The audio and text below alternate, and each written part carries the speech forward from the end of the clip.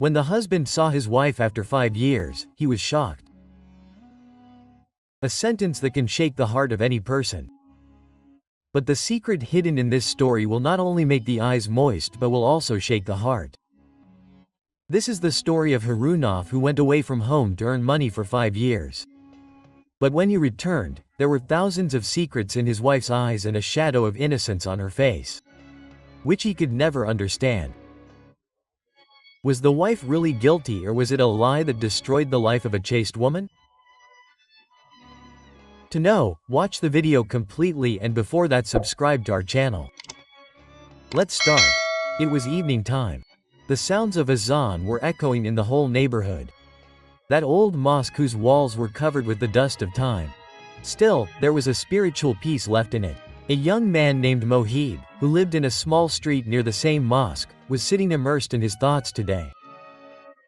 A simple man but very pure at heart. The lines drawn by poverty on his face seemed much older than his age. His father Mirasan was a tailor who lit the fire of the house through his skill.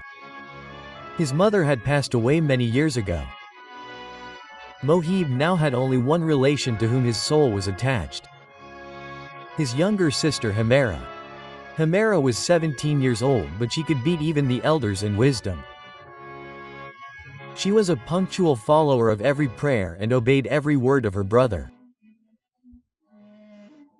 One evening when the sun was folding its wings and hiding in the arms of the sky, Hamera came to Mohib and said, "Baijan, I want to tell you something." Mohib folded his rosary and said in a soft tone, "Tell me, sister, what is the matter?"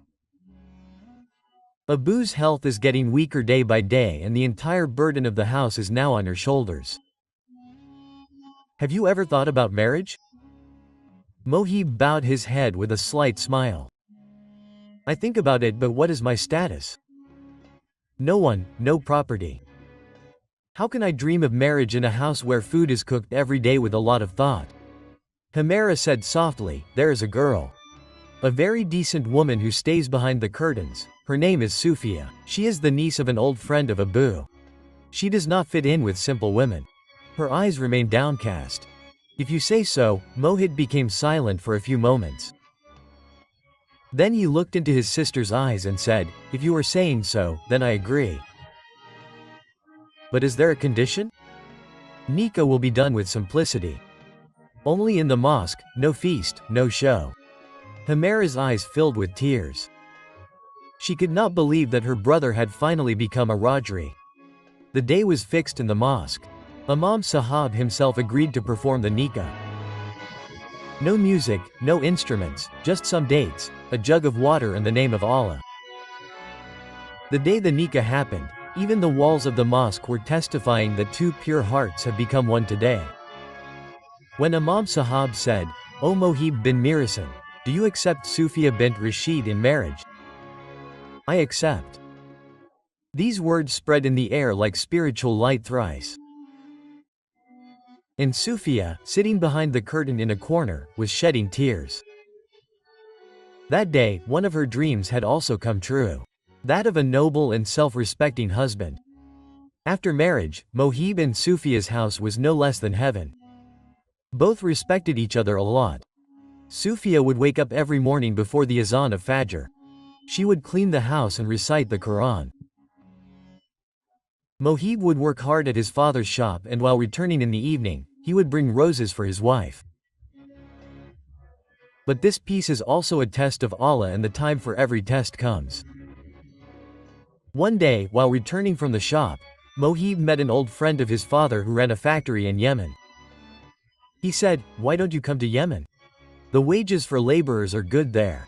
Your skills will be useful there." Mohib kept thinking the whole night, and then he consulted Sophia. "I want to go to Yemen to earn a living for 5 years. Will you be able to wait for me, Sophia?" Sophia bowed her head and said in a very soft voice, "If Allah wishes, I can wait for my whole life." The day Mohib left for his journey, the whole neighborhood was teary-eyed. Hamera's heart was sinking. But she controlled herself and said, "Baijan, go in the path of Allah. but do write a letter every month and take care of yourself." Sophia was standing quietly behind the curtain. Mohib said softly, "I will return only for you." 5 years passed. Every month Mohib's letter kept coming. Every time it would say, "I am fine. I work every day. I miss you a lot. Do you miss me too, Sophia?" Quote. And Sophia would write in reply, "I pray for you every night. Your memory is in every breath." Quote. But a lot had changed in these 5 years. A new character had entered this neighborhood. A trader named Zahid who had won everyone's heart with his sweet tone and riches. And he had his eyes on Sophia too. But Sophia remembered only one person. Her husband Mohib. The night was peaceful in the air, but there was a storm brewing in Mohib's heart. Ever since he had seen his wife Sophia, sleep had gone far away from his eyes. When he returned from abroad after 5 years, he had thought that Sophia would run and embrace him. She would be the same innocent, simple woman whom he had left behind. But the face in front of him was telling a different story. That face was the same. The eyes were the same, but the light in them had disappeared somewhere, and there was no smile on the lips which used to give peace to Mohib's heart. Only Mohib knows how that night passed. When the morning azan was called, he got up and went to the mosque. He prostrated before Allah. Tears flowed from his eyes. "O Lord, if I have committed any mistake, please forgive me. But please make me aware of the reality. What is in my wife's heart? Who is she now? Have I returned to my home or as a stranger?" When he returned home, Sophia was making tea. Her lips were silent, but her eyes were telling that a lot was buried inside. Mohib asked through his eyes, but Sophia remained silent. "Do you want to tell me something?" Mohib said in a soft tone. Sophia's eyes filled up. She only said, "Now you have come. Thank God. I was very tired." This answer confused Mohib even more. She was tired. What was the secret in this? With whom had she fought for 5 years? In the evening, Mohib met his old friends. Some hugged him. Some looked at him strangely. "It was good that you have come. You should have come much earlier." An old man said, "Why? What happened here? Everything was fine, right?" "It was fine. But every night does not turn into a morning, son. Sophia has endured a lot and perhaps has hidden something from you too." The heart trembled once again. Now everyone was hinting at a new secret. But no one was revealing anything openly. At night when Mohib went to his room, a strange smell was coming from the walls. His bed was the same. But he was not getting that comfort while lying on it. He opened the cupboard. Old letters, photos, clothes, everything was as it was. But there was a new pink dupatta lying there which he had never seen, and the smell of the perfume on it was also different. The heartbeat increased. Was all this really a matter of suspicion or just a coincidence? The next morning when Mohib asked Sophia directly, "Have you hidden something from me?" Sophia bowed her head. Her lips were trembling. "I wanted to tell but was afraid that you would leave me." Mohib held her hands. "Tell me whatever it is. I will not run away from the truth." Sophia took a deep breath. "When you left, Abu was ill. He died after a few months. I was left alone. The people in the neighborhood helped me, but some looked at me with wrong intentions. There was a man, I don't want to name him, who used to come to our house often." Mohib's blood boiled. Who was he? What did he do? "He tried to take advantage of my helplessness. But Allah is witness, I refused every time. Still, one day he entered the house when I was alone." Now Sophia was crying bitterly. "I complained to the police, but the people in the neighborhood held me guilty. I kept getting taunts, stories kept being spread. It is easy to blame a woman." Mohib sat like a stone. There were tears in his eyes, but there was also a fire inside. Now he wanted an answer from his Allah. He had to follow the teachings of his Prophet sallallahu alaihi wasallam. He got up, performed ablution and read a long namaz. His sajda also made the earth a witness that a husband was asking for patience for his wife. After the namaz, he came to Sophia and said, "I know you are pure. If the world defames you, I will respect you. But from now on, you are not alone. Sufia's eyes regained their light. She burst into tears and hugged Mohib. That night, both of them shared each other's pain. Mohib now felt ashamed of every moment that he looked at with suspicion. I will now account for every tear that fell from your eyes. Mohib promised. Sufia said only this much. Now you are my world. Mohib had to face another truth, which was the real test of his patience. The next day when he went to Qazi Sahab for some legal work, he came to know a shocking thing from there. Sitting in Qazi Sahab's office, Mohib was tense. His eyes were reading Qazi Sahab's tone more than his words. The pictures of old Islamic sermons hanging on the walls of the room and the shelves full of books were making the atmosphere more sad. There was a strange silence that was not only in the room but also in Mohib's heart. Mian Mohib Qazi Sahab took a deep breath and said, "A case was registered in your name a long time ago. But when you were out of the country, a man had accused your wife. That man had come here himself. His name was Qasim bin Shahid." Mohib's blood started boiling in his veins. His fists tightened. Who was he and why was my wife accused? He used to say that your wife had cheated on him. He claimed that he tried to have a relationship with Sufia in your absence. But he was rejected. When his words were not accepted, he made allegations to take revenge. No one could present any proof in the court, and again Mohib's voice was trembling. Then the next day the body of that man was found in an old well outside the city. Everyone said that he committed suicide, but the case was always suspicious. Mohib's mind was now more confused. His wife, whose face was once an example of innocence, now looked covered in the dust of suspicion. But a call from her heart was saying, "Sufia, she cannot do that." She thanked Qazi Sahab and took a deep breath while leaving the office. There was a strange suffocation in the air. He returned home, but now watching her walk was a burden in every movement. He was looking at everything carefully. Old photos on the walls, Sufia's decorated small library, which still had a layer of dust on it. But the arrangement of the books was the same as Mohib had left. When he entered the room, Sufia was reading a book.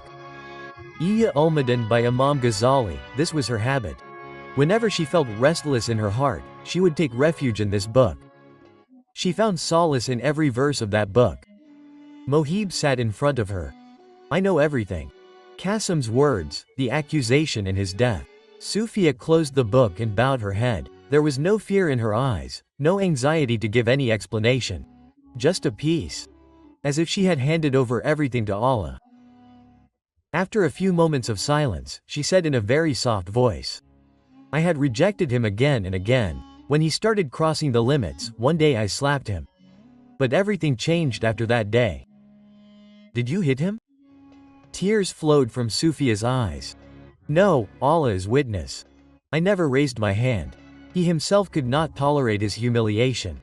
People's taunts, my indifference probably led him to suicide. But I have nothing to do with that crime. That night Mohib himself went towards that old well. That well was the same even today. Deserted, desolate and mysterious. There were bushes all around and the walls of the well echoed at the slightest sound. He raised his hands and recited verses from the Quran, then raised his hands for prayer. "O God, if my wife is innocent, then give me the ability to love. And if she has committed a sin, then give me the ability to see the truth." A cool breeze blew as if Allah's mercy was responding. And in that breeze he remembered the face of Sufia prostrating. That face which was bright, fresh and had the light of Allah. The next day Mohib met the Imam of the mosque. He told everything. Imam Sahab said in a very confident tone, "Son, Allah never oppresses those who are patient. If your wife remained connected to her God at that time, then understand that she was successful. But only God knows the intentions of a person." Then he narrated a hadith that if someone doubted the truthfulness of someone and that doubt turned out to be baseless, then that sin will consume his good deeds like fire consumes wood. Tears flowed from Mohib's eyes. Now instead of breaking, his heart started healing. He decided at that very moment. He will no longer doubt Sufia. He will forget whatever happened considering it to be Allah's will. It was the month of Ramzan.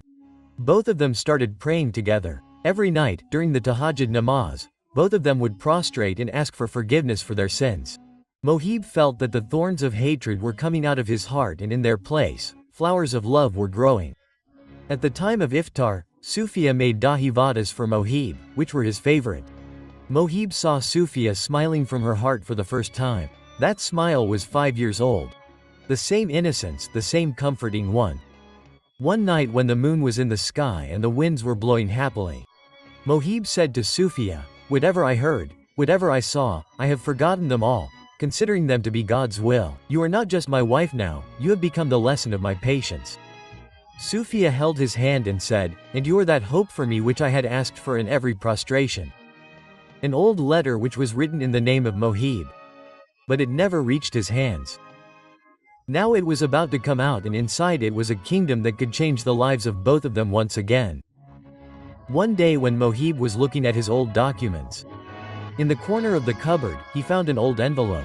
That khaki-colored envelope was covered with dust and dirt. It was written on it that Ilm Khas is for Mohib bin Rais only on his return. Mohib's hands trembled. He opened the envelope, and inside it was a letter which was written in old ink. The text of the letter was like this: Assalamu alaikum wa rahmatullah wa barakatuhu. I Mohib. If you are reading this letter, then understand that times have changed a lot. But the secret that I have been hiding from you, I cannot hide anymore. Whatever Qasim bin Shahid did, he was not just a suspicious person. He was my step-brother. My mother had left him in childhood itself. And when he came to know that I have now become the daughter-in-law of a rich family, he was burning with the fire of revenge. He had vowed to ruin my life. He would come to my house again and again, threaten me, force me. But I never thought it fit to tell you. I was afraid that your anger might put my honor in more trouble. I had scolded him and thrown him out of the house for the last time. But he had vowed that he would keep me and you apart. The day his body was found in the well, he himself had come to my house. He entered forcefully, but it was God's grace that the neighbor's aunt came at that very moment. He ran away quietly. The next day the news of his death came. The people of the neighborhood were quiet. The police were silent, and I was lost in repentance and prostration. If you think I am bad, I pray to God that He gives you the ability to forgive me. And if your heart testifies that I am innocent, then give my love the same status as it had on our wedding day. Your Sufia. Mohib's face was sweating. The waves of desires, regret and love floating in her eyes were colliding together.